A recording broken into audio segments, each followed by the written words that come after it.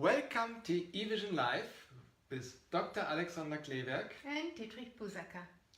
eVision Live is brought to you by the eVision Institute, your company for self-healing and potential development. Yes, and to train and teach self-healing and potential development. So welcome to your happy, healthy, fulfilled life. And today's or this month's theme is your healthy heart.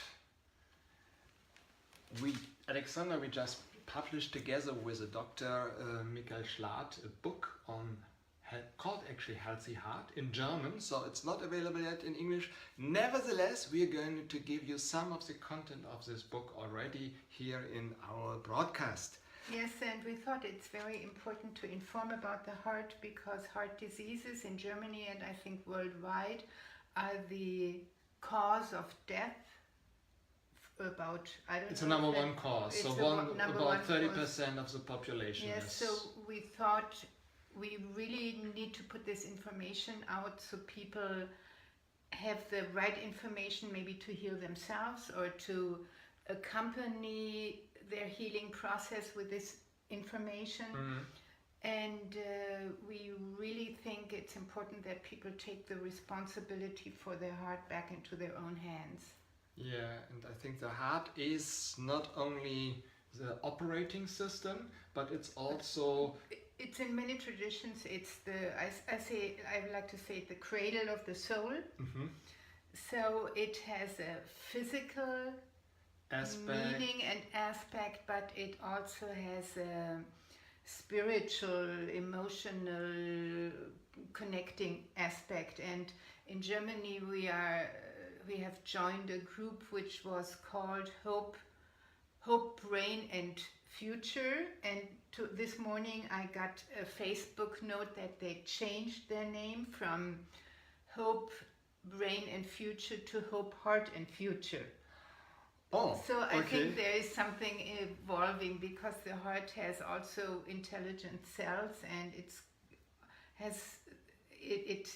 has information like the brain has. So I really like that this came into this morning. Oh, this is great. So today we will start. The heart is a large, broad topic, and we will start with our gen-ious operating system. Yes. Do you think is a heart this operating system? What is this operating system? What you mean? Well, it's the autonomous nervous system. It's the autonomous nervous system. Okay. What do I have to understand by that? The autonomous nervous system has mainly two parts. It has another part, I know that, but we're not talking about that here. It has two parts, which are called the sympathetic nervous system and the parasympathetic nervous system. And like the Dr. Michael Schlatt, who I wrote the book with, he liked the sentence by John Lennon. You have written it down? Yes. Life is what happens while you're busy making other plans. Yes, so what has this to do with the autonomous nervous system? It's the song of John Lennon, and while we are sitting here, my autonomous working system, which is my operating system, is working, is alert, is putting together things all the time. Depending on the questions you ask, there might be the parasympathetic mood working or the sympathetic mood. So we have these two aspects or two energy systems, and they took care of our survival for the last 500 million years. It probably was sort of invented, created 500 million years ago. Within the very, very early forms of life. And the sympathetic nervous system is for surviving, so it really pushes on when you're threatening. So Michael always brings the example of the lion that runs behind you. Exactly, when you go through the meadows or savanna or whatever as an early man and the lion comes, then there is a system which arouses immediately. You can't control it by anything. and you start running, or maybe if you have a weapon, you start fighting. Yeah. It decides itself, and you can't control it. Yes, it's not your brain who decides if I'm going to run or if I'm going to fight. It's this system that decides. Yes, it's life. Life is happening while you're making other plans. Yeah. And it's very important that it can't be controlled by anything, neither by reflection or by emotion or by intuition or whatever.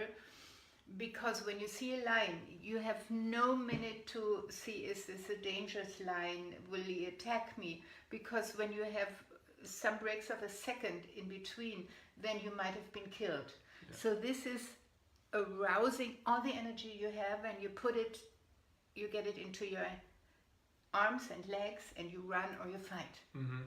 And within about 15 minutes, your life has been decided. Either you survived or you're eaten up. But you only need the system for about 15 minutes to work in that to run to the next tree, way. to run into the next cave, to hide, whatever. Yes. And the good news is that you stem from those who survived.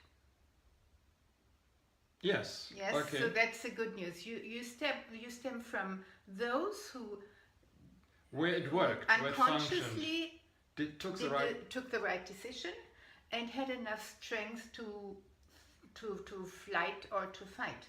Mm-hmm. So this system can't be controlled once it's working. It should be over with after about 15 minutes, 13 minutes, and then when what we call the parasympathetic system gets more energy, which is for digestion, which is for erotic energy, which is for relaxation. So the body comes back into balance. Mm-hmm. Okay.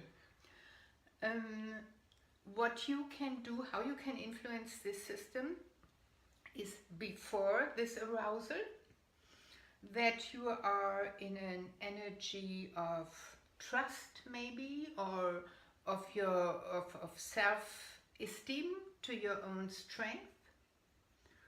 So you don't panic too much, and you are able to decide and to know and to intuit whether this is a line or a yellow shadow of a couple of leaves or something like that. And you can guide this system afterwards in the way on how fast you come back to normal, on how fast you come back to balance, or if you come to back to balance at all. Because one cause of so many diseases nowadays is that people don't come back to balance at all. They see the line everywhere.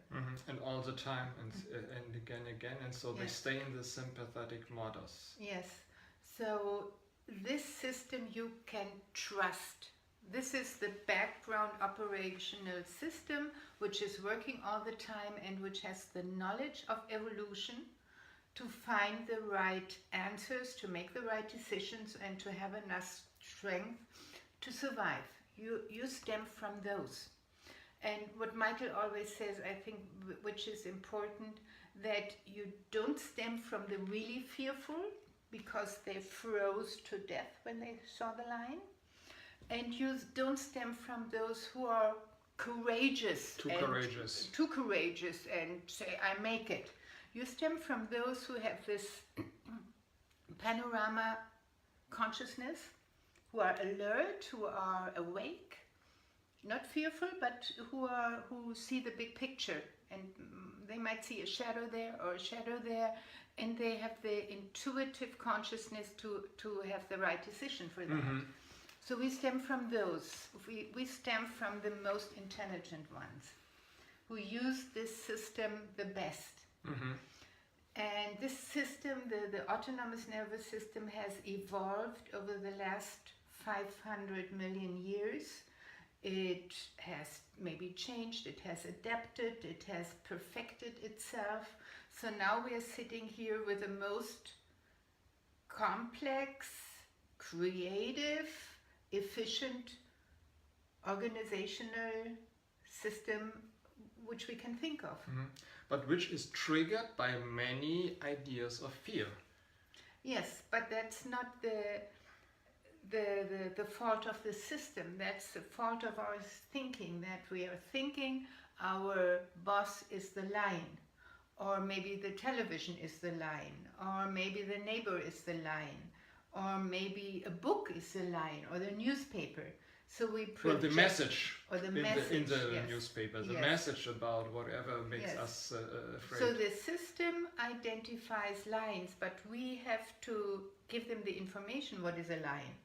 And we here in Europe, we're now sitting in Warsaw, a wonderful city, and you see our Airbnb apartment. There are, I think, no lions in Warsaw. No, I didn't see any. But I would suppose that a lot of people are afraid all the time. So they live in this lion mode, although there are no lions. So we made the lions ourselves. I used to work with couples, and we had this sentence, create to a partner, we are just creating a monster out of him. So we are creating monsters for centuries. We are creating monsters where we are human beings, or where we are just newspapers or books or something. So that is something the brain does, and you can't blame the autonomous nervous system for that. This is perfect. You can really rely on it. You just have to change your mindset, you have to change your thinking, and you have to transform those lines to what they really are, information or energy. So if you're just joining now, you're watching eVision Live. Our topic of the month, your healthy heart and your gen-ious operating system, which is this autonomous nervous system. Yes. But Alexandra, what has this operating system, this autonomous nervous system to do with our heart? My image is that the heart is sort of like embraced from both systems, from the sympathetic nervous system and the parasympathetic nervous system. And once the sympathetic nervous system is triggered, the heartbeat becomes faster, the breathing becomes faster, the muscle tonus is tighter. And once the parasympathetic nervous system is energized, the heart relaxes, the beating is slower, the breathing is deeper and slower, and you can relax. So sort of like this embrace gives the heart the information on what's going on now. And it speeds up the heart, so it pumps the blood into every vein, and that you really, the body is able to speed up, to run away, What else happens when the sympathetic system is on? Yes, it influences the heartbeat, the breathing speed, the muscle tonus, the hormone system, the energy in the body, and it sort of stops different other systems like the digestive system or the erotic systems and so forth. Okay, so nothing is happening when you're flying from a line, nothing is happening with that. No, you're flying, and even if you would see a naked woman in the savannah, you probably won't stop there and have a little rendezvous, because we don't stem from those who had the rendezvous there. Okay. We stem from those who ignored this woman or man, or maybe you run by a dish with a lot of cookies and pastry or whatever. We don't stem from those who stopped there and ate. Okay. We stem from those who are successful in surviving. Okay. So sort of like this embrace tells the heart what the situation is like, and the heart reacts to it, and the heart feels it and expresses it. And this embrace of the sympathetic nervous system, studies say that it's all right to have this maybe 3, 4, 5 times a day for 5 minutes, just to speed up a little, either by walking stairs or running a little bit, or maybe by some emotional arousal, so that's perfectly okay. It starts sickening us when this embrace is so tight that it never ends. And so the heart sort of can't breathe or can't relax, and then it has a hard time to pump the blood through the cardiovascular system. So it doesn't work anymore that time. So it's really necessary to relax this embrace and just soothe your heart, take care of it, and tell your heart what a line is and what is just a human situation. And Michael also said you can influence actually your heart or your system by it, for example, with breathing, because heart is in the heartbeat is in relationship to the breathing in 4:1. Exactly. 4 times so it beats. Heartbeats for one breathing. So if you slow down your breathing, you are able to also to slow down your heartbeat. Yes, a few days ago I had a participant in my group. She came because she is panicking a lot, and I was just working with breathing exercises that day in the group, and we started breathing into our belly. And it's no special breathing exercise. It just remember the body that it can breathe naturally, like when we were a child maybe. And she started doing that, and she came after a week. She said, "Oh, this was great." She felt she got a feeling of at home in her body. The fear diminished, and the panic attack were less. So it was just by breathing that she calmed herself down. So this is very important, and a lot of ancient traditions and Eastern traditions work with breathing. Like yoga, like other forms, Asian forms of relaxation, they work with breathing. So through breathing you can regulate your heartbeat in a sense. Okay. And the other way how you can influence your heartbeat is by imagination, that you change your lion images into images of friendly beings. That you don't say my boss is a lion, rather than maybe saying, oh, that's a person who is suffering, or that's a person who has problems showing maybe his or her heart or something like that. So you can also guide this by imagination in the way that you give the autonomous nervous system healing images. So coming back to the parasympathetic system, so what are the key elements of that, would you see? It's relaxation, it's digestion, it's erotic energy, it's coming back into flow, but actually flow means not hanging around in the parasympathetic system all the time, but flow is the balance between sympathetic nervous system and parasympathetic nervous system, that they both go together, that you're active and very peaceful at the same time. When you have the line, you're active and not peaceful. You are on a very alert energy. And when you're only in the parasympathetic mode, you're not active. And I do have some participants like that. They hang around all day. They stay in bed till 11, 12, noon, and they don't know what to do with their day. They don't have the impulse to do something. So they're really hanging up in the parasympathetic mode, and that can make problems as well. We are human beings, and we have these two operating systems, and the best is to flow them together. And you probably know that as a child, when you were playing, you were very active and very peaceful at the same time. So that's the energy, that's the state we need for healing. In the maybe that's important for healing. In the sympathetic mode, healing is not possible, because the body wants to survive and not wants to repair. You don't repair anything while you're fleeing from a lion. And he is in a stress, body is in a stress mode, and it's just under tension and just one target. It's focused, yes. It's all the energy is focused on survival, yeah. On survival, and you don't knit a sweater while you're on survival, so you don't repair yourself while you're on survival. So you don't do that. It wouldn't make sense. So you need this parasympathetic mode for survival. For example, for healing. For healing, excuse me.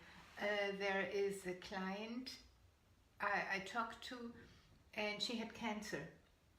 And she did some sort of, I think, operation and mental changes. And she slept for almost a year. As she said, she was sleeping. And I met her about half a year after this sleeping process. And she said, so finally I wake up. So this was very good for her healing. To sleep. And just a few days ago, I talked to another cancer survivor, and she said she's so tired. She's sleeping most of the time. And I said, great. After these sympathetic arousals for years, maybe for decades, it's very important to relax, and sleep is a wonderful art to relax. One possible way to heal. But you say, what are the symptoms? Let's see if you're too much in this parasympathetic modus.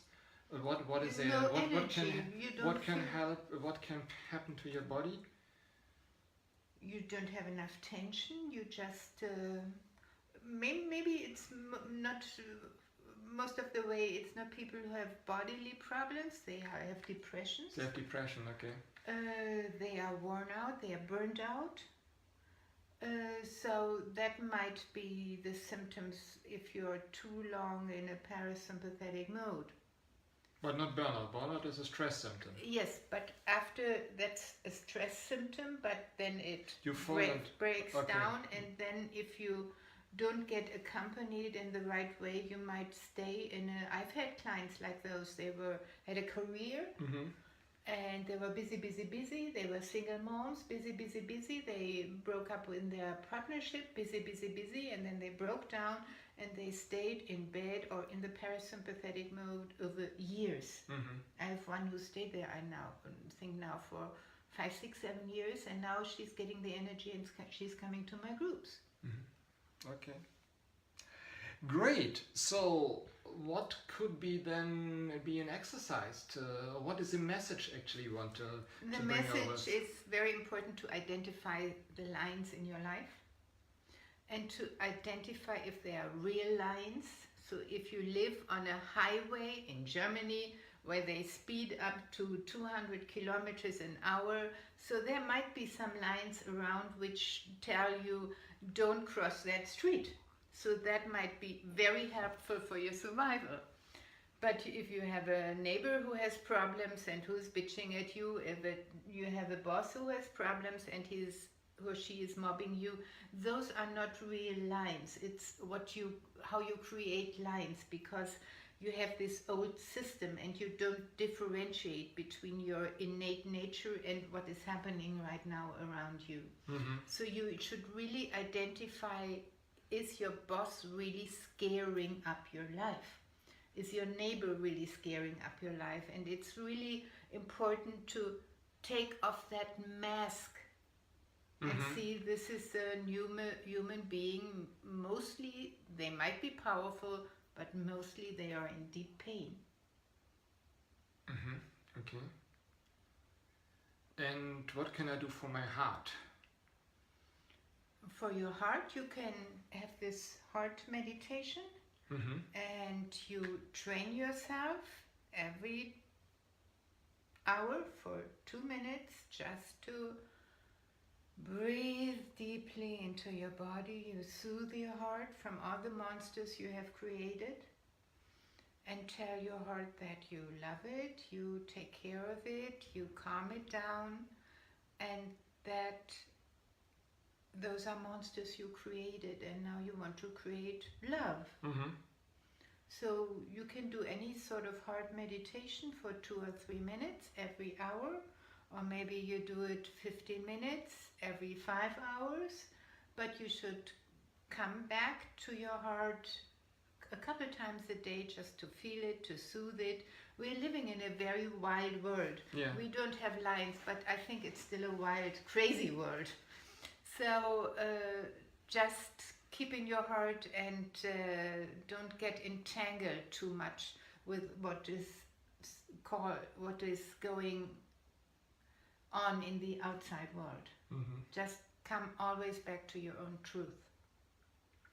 And how do I know that actually, well, my body will function, really calm down, and what gives me the certainty that actually this will work? When it feels good, like I told you about this client I had in the talk I had with her a few days ago, who had these panic attacks. She said, I did this deep breathing, I talked to my heart, and it felt being at home. And if you have that, you know this is my truth, that's right. So does it mean I can trust the feelings in my body? Absolutely. You can trust what you're thinking. Don't trust your thoughts, but trust your body, and your body has the wisdom of 500 and more million years. And it has survived thousands of lions. It has survived thousands of dangerous situations. Your ancestors.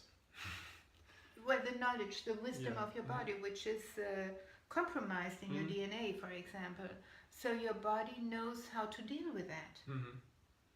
And you stem from those who survived. And you think I really can trust that my body knows all this? You stem from those who survived, who have a good sympathetic system, and you stem from those who have a very great parasympathetic system, but because that is for erotic and for raising children and having the babies grown in there. For that you need the parasympathetic mood, so you are on this earth, so you stem from those as well, who survived and who lived in a So, great. So way. this is the message of the day: trust your body. This is what you want to bring over as a message. And trust this genius operating system. It takes care of you, but you have to trust it and not to confuse it with your thoughts. That's very important.